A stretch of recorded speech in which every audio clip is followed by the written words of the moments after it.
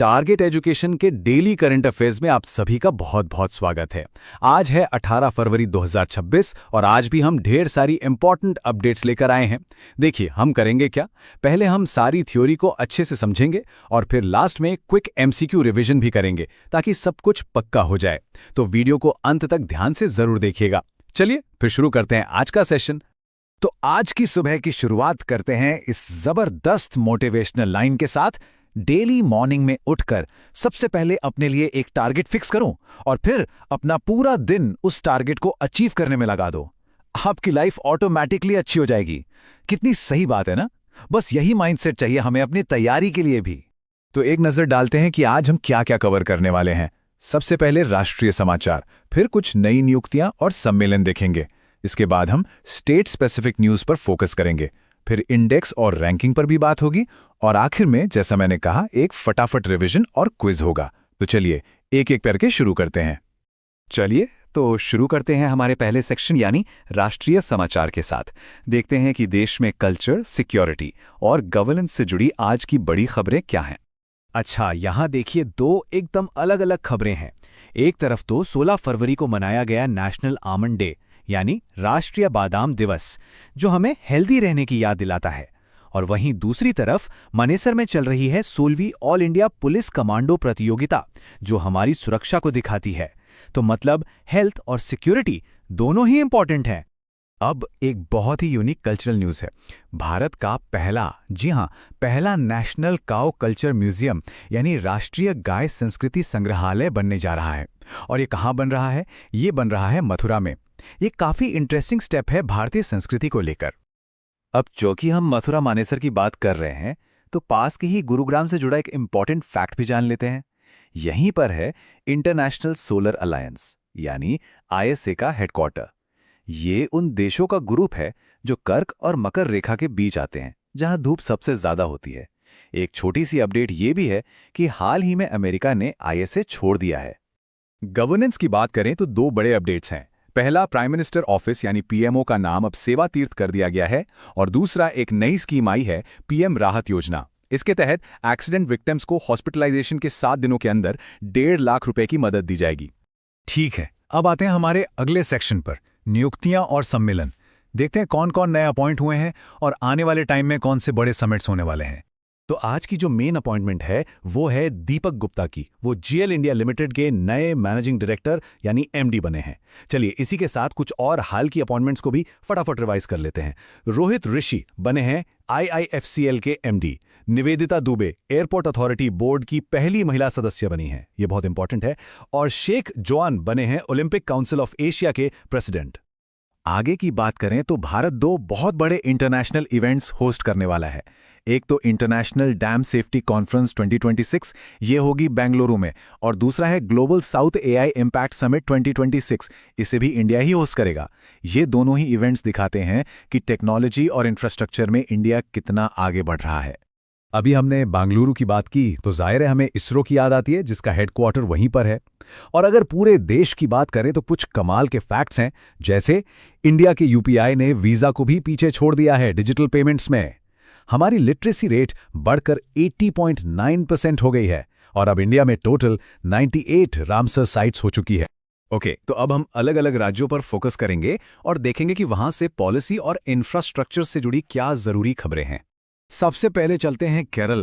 केरल ने इंडिया की पहली स्टेट अर्बन पॉलिसी को मंजूरी दी है और साथ ही एक अलग एल्डरली बजट भी पेश किया है, मतलब बुजुर्गों के लिए अलग से बजट। ये दोनों ही काफी प्रोग्रेसिव स्टेप्स हैं। स्टैटिक जीके की बात करें तो केरल रबर और काली मिर्च का सबसे बड़ा प्रोड्यूसर है, और हाँ, इंडिया का पहला फुल्ली डिजिटली लिटरेट स्टेट भी केरल ही है। अब बात करते हैं गुजरात की। यहाँ गांधीनगर में एक बड़ा ही इनोवेटिव पायलट प्रोजेक्ट शुरू हुआ है। ये सीबीडीसी यानी सेंट्रल बैंक डिजिटल करेंसी पर आधारित एक डिजिटल फूड करेंसी है। इसे अमित शाह ने लॉन्च किया है। और स्टैटिक जीके में हम सब जानते हैं गुजरात में है गिर नेशनल पार्क, जो एशियाटिक लायंस के लिए फेमस है, और ये सोलर रूफटॉप इंस्टॉलेशन में भी नंबर 1 है। इसके बाद असम से एक बहुत बड़ी खबर आ रही है। कैबिनेट ने ब्रह्मपुत्र नदी के नीचे इंडिया की पहली under water road rail tunnel को मंजूरी दे दी है। ये बहुत बड़ा प्रोजेक्ट होने वाला है। बाकी असम के बारे में हम जानते हैं कि ये चाय का सबसे बड़ा प्रोड्यूसर है। काजीरंगा नेशनल पार्क एक सींग वाले गैंडे के लिए मशहूर है और यहाँ के दिहिंग पटकाई नेशनल पार्क को पूर्व का अमेजॉन भी कहते हैं। चलिए अब आते हैं एक बहुत ही इंटरेस्टिंग टॉपिक पर, इंडेक्स और रैंकिंग। देखते हैं कि दुनिया भर में अलग अलग पैमानों पर इंडिया की क्या पोजीशन है। स्क्रीन पर आपको एक नंबर दिख रहा है, 75।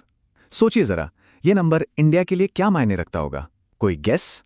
तो ये 75 है हेनले पासपोर्ट इंडेक्स में इंडिया की नई रैंक, और ये फरवरी 2026 की रैंकिंग है। आपको बता दूं कि जनवरी में हमारी रैंक 80 थी, तो ये एक बहुत बड़ा जंप है।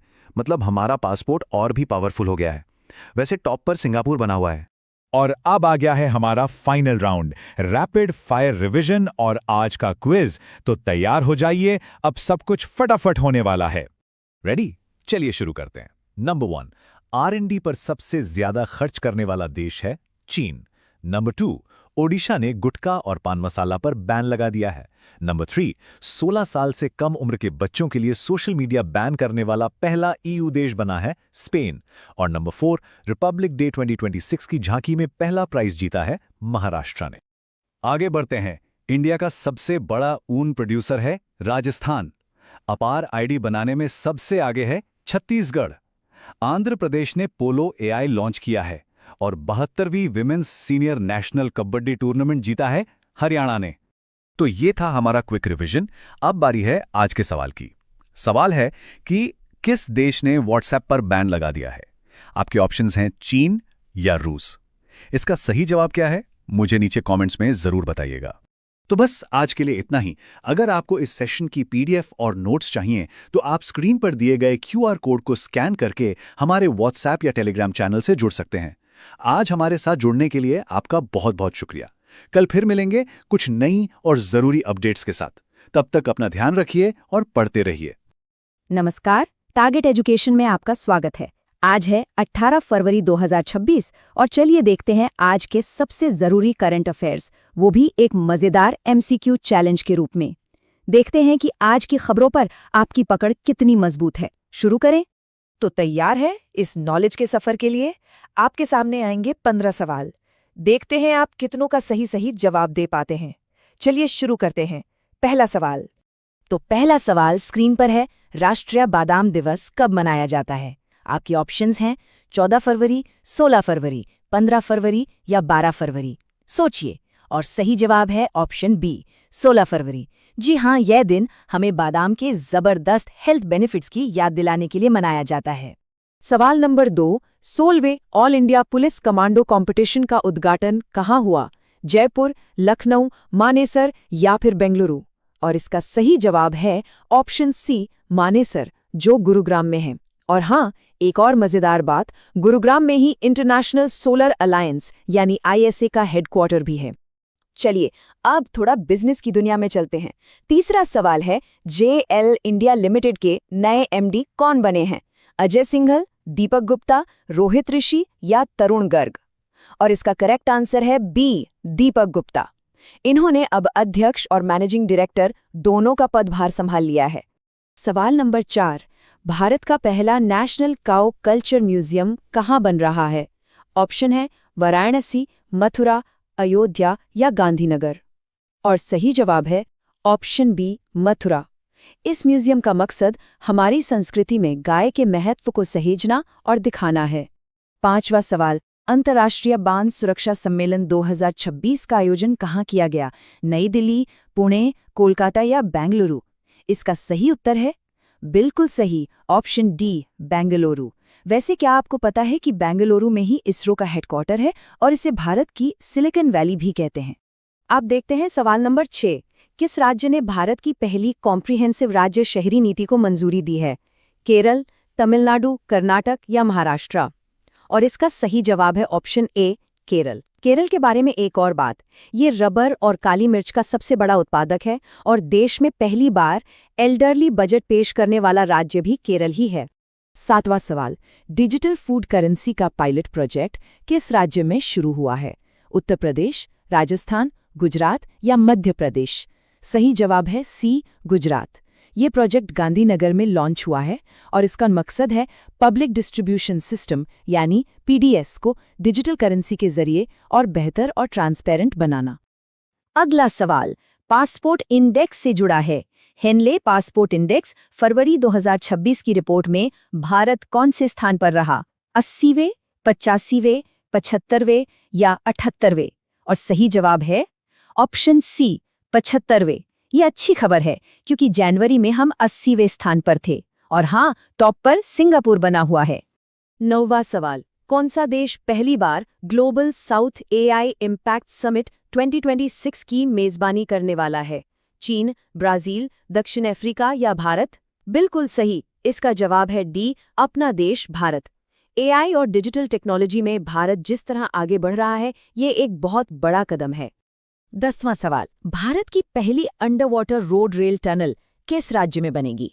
असम, पश्चिम बंगाल, ओडिशा या केरल? और इसका सही जवाब है ए, असम। ये कमाल की टनल ब्रह्मपुत्र नदी के नीचे बनाई जाएगी और पता है इसकी लंबाई करीब 16 किलोमीटर होगी। और हाँ, असम भारत का सबसे बड़ा चाय उत्पादक भी है, ये तो हम सब जानते ही हैं। सवाल नंबर 11 सेवा तीर्थ से प्रधानमंत्री मोदी ने दुर्घटना पीड़ितों के लिए कौन सी योजना घोषित की है? पीएम सुरक्षा योजना, पीएम राहत योजना, पीएम केयर स्कीम या पीएम मदद योजना? सही उत्तर है बी, पीएम राहत योजना। इस स्कीम में एक्सीडेंट के बाद अस्पताल में भर्ती होने पर 7 दिनों तक 1.5 लाख रुपए तक की कैशलेस मदद मिलेगी। 12वां सवाल एग्जीक्यूटिव एजुकेशन के लिए किस आईआईएम ने इंडियन ओवरसीज बैंक के साथ पार्टनरशिप की है? IIM Ahmedabad, IIM Bangalore, IIM Kozhikode या आईआईएम लखनऊ? इसका सही जवाब है ऑप्शन सी, आईआईएम कोझिकोड। इस पार्टनरशिप का सीधा मकसद बैंकिंग सेक्टर में स्किल डेवलपमेंट को और बढ़ावा देना है। अब एक बहुत ही महत्वपूर्ण सवाल, इस समय भारत में कुल रामसर साइट्स की संख्या कितनी हो गई है? 75, 80, 95 या फिर 98? सही संख्या है डी, 98। जी हाँ, हाल ही में बिहार, छत्तीसगढ़ और राजस्थान में नई साइट्स जोड़ी गई हैं। और याद रखिएगा 2 फरवरी को वर्ल्ड वेटलैंड्स डे मनाया जाता है। अगला सवाल एक तरह से आपका रिवीजन है। तारिक रहमान किस देश के अगले प्रधानमंत्री होंगे? पाकिस्तान, बांग्लादेश, अफगानिस्तान या ईरान? सही जवाब है बी, बांग्लादेश। आपको ये भी पता होना चाहिए कि भारत अपनी सबसे लंबी जमीनी सीमा बांग्लादेश के साथ ही शेयर करता है। और अब हम आ गए हैं आज के आखिरी सवाल पर, जो आपका होमवर्क भी है। सवाल है प्रोजेक्ट टाइगर कब शुरू हुआ था? 1972, 1973, 1992 या 1980? इसका जवाब हमें नीचे कमेंट्स में जरूर बताइएगा। देखते हैं कितने लोग सही जवाब देते हैं। तो ये थे आज के 15 सवाल। इस पूरे सेशन की पीडीएफ के लिए आप हमारे टेलीग्राम चैनल से जुड़ सकते हैं और रोज के अपडेट्स के लिए हमें इंस्टाग्राम पर जरूर फॉलो करें। अगर आपको ये चैलेंज पसंद आया तो टारगेट एजुकेशन चैनल को सब्सक्राइब करना बिल्कुल मत भूलिएगा। मिलते हैं कल नए सवालों के साथ। धन्यवाद।